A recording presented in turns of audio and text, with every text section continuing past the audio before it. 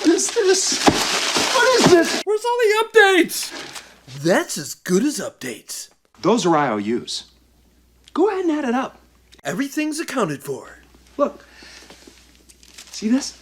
That's a plugin. Might want to hang on to that one. What do you do when you release a product that's not even remotely ready for prime time?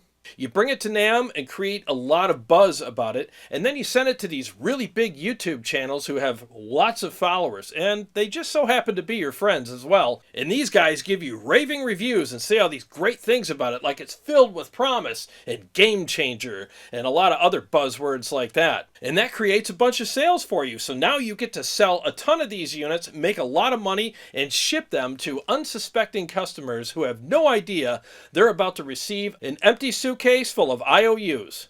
Yeah, that's right. I'm talking about the Quad Cortex.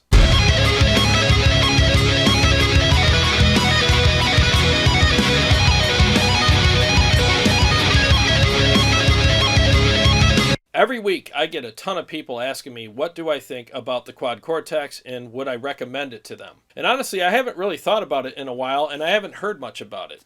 And I figured it was time for me to do a video about this because it's been a while since I've had it on the show and I don't own one. I was lucky enough to have a friend of mine allow me to use his for a couple weeks on the show. And I haven't really thought about it since. Now, when this product came out several months ago, there was a ton of hype about it. But it really seems like the hype train has ran out of steam lately.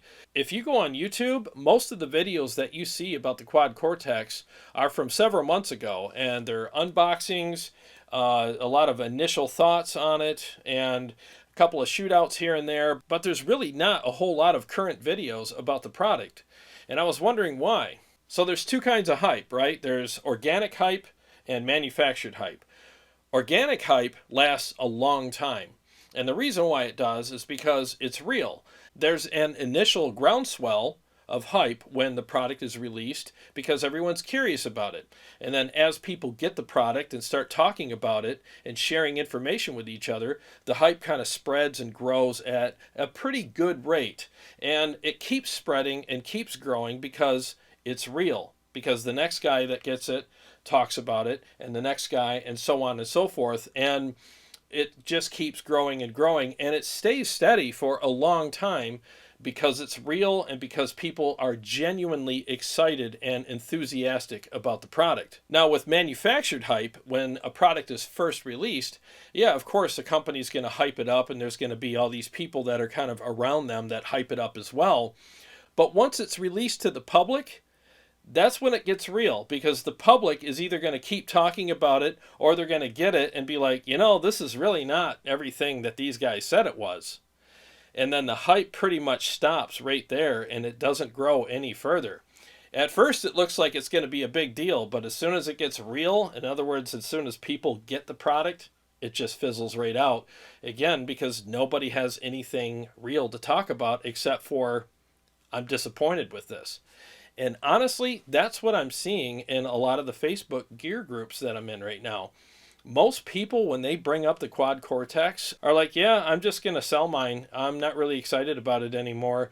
And it's been sitting on my desk for weeks. And yeah, I'm probably just going to get rid of it. I mean, just the other day, I saw somebody saying that they're going to sell theirs because they haven't used it in weeks. And they're just not really excited or enthusiastic about it anymore. And there were a lot of other guys jumping on that same thread saying that they were really disappointed that they sold their Kemper or their Helix or their Axe FX for the Quad Cortex, and they're finding out that it's lacking in a lot of areas, and they kind of miss all the features that they had in the previous product that the Quad Cortex does not have.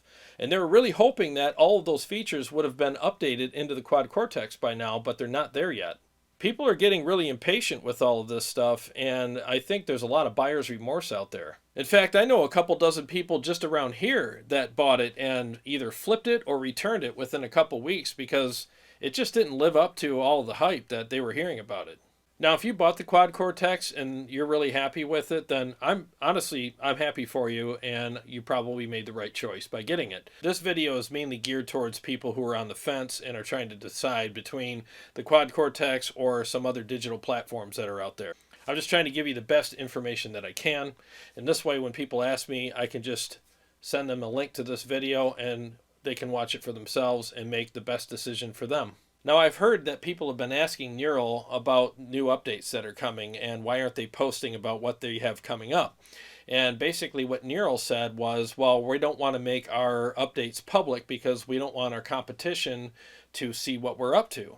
Now, I don't mean any disrespect to Neural, but I think the only way the competition is going to have a look at them is if they check their rear view mirror. I mean, look, the Kemper, the Helix, and the XFX are so far ahead of the Quad Cortex in so many ways, and to name a few, the amount of and variety of effects that they all have, the amount of and variety of amp models that both the XFX and the Line 6 Helix have, the vast amount of professionally made profiles that Kemper has available, and all three of these products have editors, either mobile, desktop, or both. In fact, Kemper just came out with a new mobile editor and it works great on my iPad. So that whole thing about the touchscreen on the Quad Cortex was just trumped by the mobile editor that Kemper came up with. Because I don't know about you, but if I had a choice between having a touchscreen on a unit that's on the floor or a touchscreen that's on an app, like right next to me here, where I can have it in a convenient spot, I'll take the touchscreen on the app over the touchscreen on the unit any day. I don't want to crawl around on the floor to do edits on my product. I'd rather do it on an app on an iPad. Way more convenient. These evolutions alone are putting these guys so far ahead of the Quad Cortex that, yeah, the only vantage point they're going to have of it is in their rearview mirror. Now, I know what some of you are thinking. Yeah, but the Quad Cortex has so much potential and so much promise. Well, last time I checked, neither one of those words had a 1/4-inch jack that I could plug my guitar into. Now, here are the areas of concern that I have with the Quad Cortex. Number one, it was rushed. It was absolutely rushed to the market before it was even ready. Now, what makes me think that? Well, I feel like because they created such a buzz at NAMM when they first came, they wanted to hurry up and get this thing out to market so that they can start selling them. And because they were in such a hurry, they didn't have a lot of things in it that they should have before it was launched. Like I said before, it's very, very lacking in effects and amp models. I mean, there's hardly any to choose from in there. And to be honest with you, I went through them when I had it here, and I didn't like any of them. If I was going to get a modeler, I would definitely get a Helix or an XFX, hands down, before I got the Quad Cortex. I thought the amp models that were in the Quad Cortex were terrible, to be honest with you.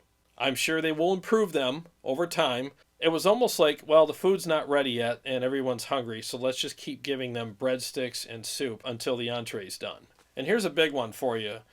What is Neural known for? Well, they're known for their plugins. Now, I've never tried them myself, but I've seen a lot of good reviews of them, and I'm sure they're really good. So why didn't they release the Quad Cortex with at least a handful of these plugins inside the unit for everyone to try? Because if they're that good, then why not have them in there to create even more buzz about the product and to satisfy the customers?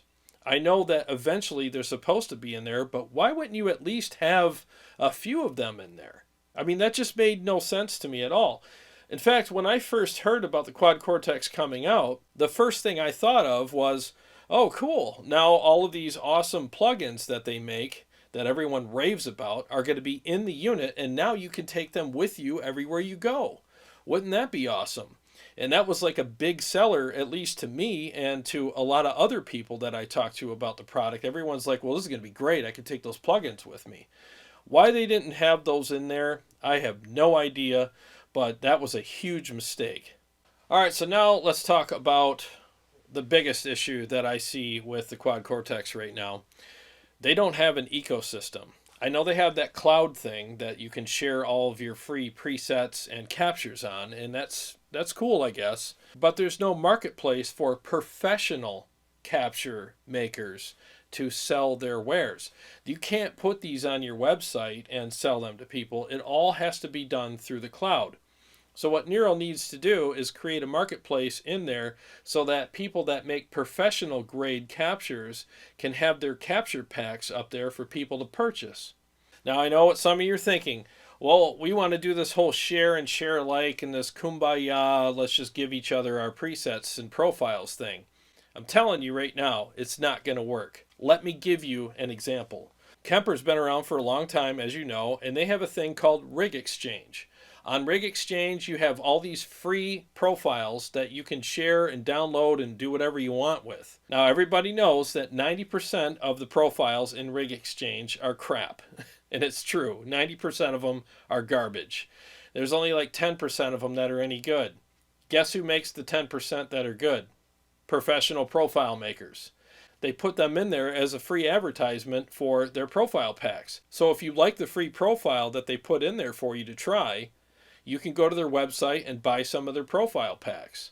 So if the free profiles that were made by amateurs in the Rig Exchange were really good, there would be no need for professional profilers like myself, Tone Junkie, Live Ready Sound, Reamp Zone, and many others.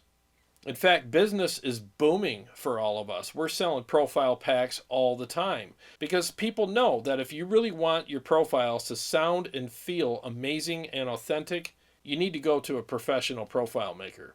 And besides all that, not all of the amateurs are going to have the amps that you're looking for, but the profile makers will. I mean, look what I'm surrounded by. Do you think I'm just buying these amps for my own entertainment? No, I buy them for the show, and I also profile them and sell the profiles. And if it wasn't for that aspect of my business, I would not be buying all these amplifiers, and neither would any of the other people who sell profiles professionally. Now, for all you guys who think the captures for the Quad Cortex should be free, and you don't think you should have to pay for them, and it's unfair, watch this next segment, and I hope you gain some perspective from it. So let me give you a scenario here. Let's say you want a capture of the Diesel Herbert. That's a $4,200 amp, okay? And I have to have a cab to make that, so that costs money. So the diesel cab, we got to add that to the price. Now, I'm not going to use just one microphone to make my capture because, again, I'm a professional. So I'm going to use 2 or maybe even 3 microphones to give you a really good, full, great sounding and great feeling capture. So those microphones cost money. So for my captures right now, I would use a Royer 121 and an SM57. So add that price to it. So for me, I also use an amp and cab switcher. The reason why I do that is it makes my work very efficient, and I can give you dual cab profiles. I can actually, with my amp switcher, have 2 cabs on at the same time. So now you're looking at 4 mics, 2 per cab. So now you can have a dual cab capture of an amplifier with 4 mics on it to give it a really big, well-rounded sound. So now you can have a diesel cab mixed with a Mesa cab.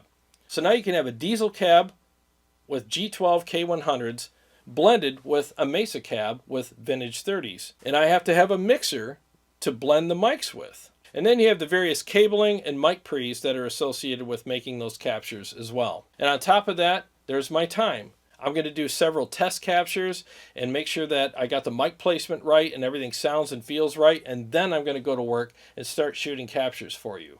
So when you add all that gear up that's associated with making that one capture, this is the total of what it took to make that capture. $15,287, and that's to do one capture. And normally in a pack of captures, you're going to get maybe 30 to 40 of those captures with various mic positions and settings on the amplifiers and cabs and other things. Now, after all that expense, you can buy a whole pack full of those captures for like maybe 30, 40 bucks. And if you think that we should just give that stuff away for free, well, you can kick rocks. And let me also add that doing captures of amplifiers is an art form.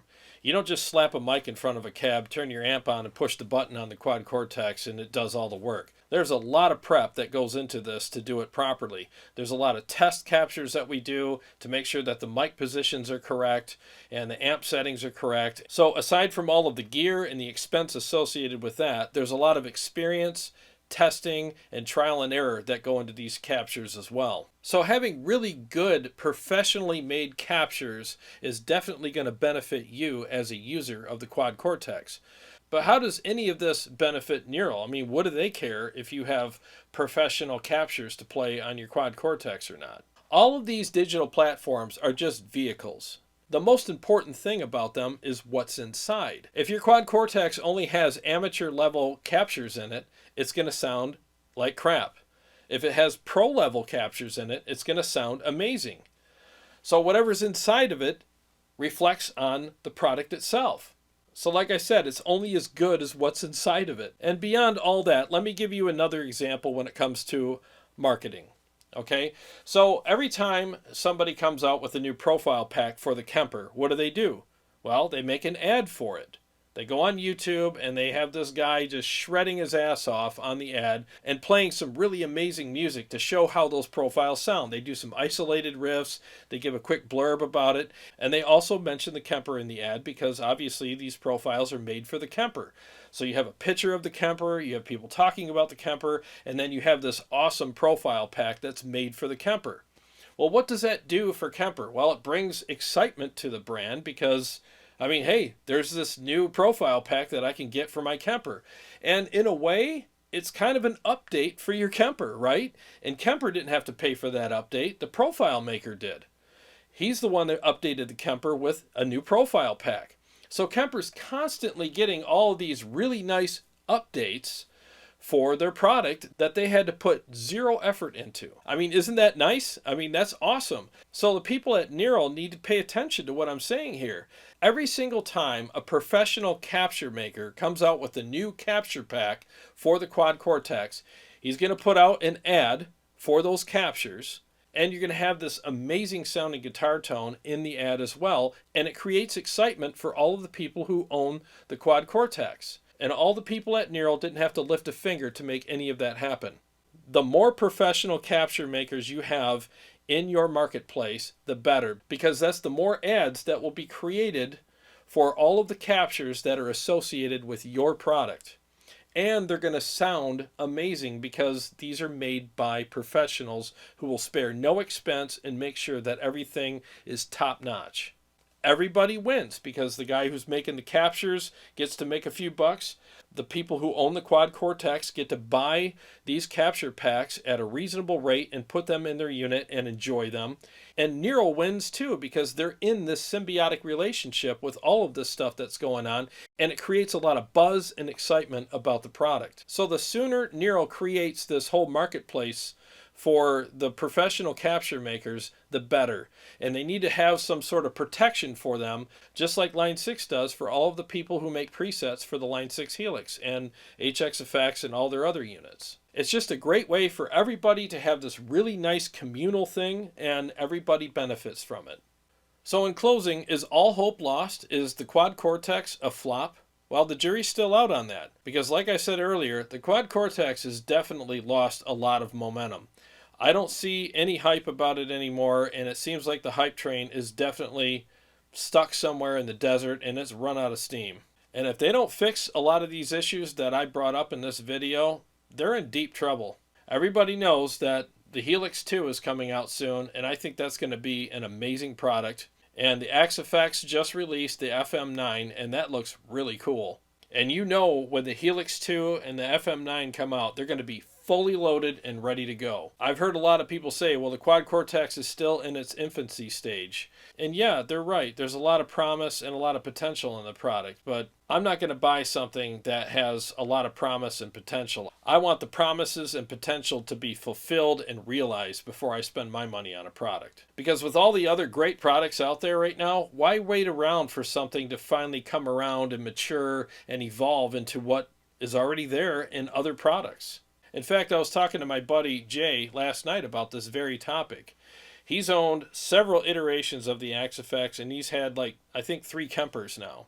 And he has a bunch of real amps, so he's got a pretty good idea of what's what out there. And he bought the Quad Cortex when it first came out, and he was very disappointed with it. And he ended up getting rid of it after a few days. And basically, I'll quote him as best as I can. His summation of the whole thing is this.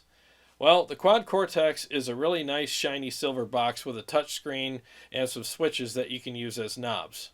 Aside from that, it's pretty much just a Me Too product that's a very immature version of everything else that's out there. It doesn't really offer you anything that doesn't already exist in the much more mature products that are already out there. So right now, as things stand, would I recommend the Quad Cortex to you? No, I would not. I'm not going to recommend something to you that has a long way to go before it's ready for prime time. These other products like the Helix, Kemper, and XFX are so much further advanced as far as the feature sets that they have and all the other stuff that we've already talked about in this video. Why would I recommend that you take a step back when it comes to all of those things so that you can have the new shiny silver box with a touch screen and some foot switches that you can use as knobs? Aside from that, Quad Cortex has nothing on these other units right now. We'll see what the future holds for it, but right now, I'm going to tell you to hold off on it and wait for it to mature. And even when it does, how much more advanced will the other 3 units that we've discussed in this video be? Well, thanks for watching. I hope you got something out of this. And to all my subscribers, thank you so much. I really appreciate you guys. And if you haven't subscribed, please do, because I got a lot of great stuff coming up, and I'll see you on the next one.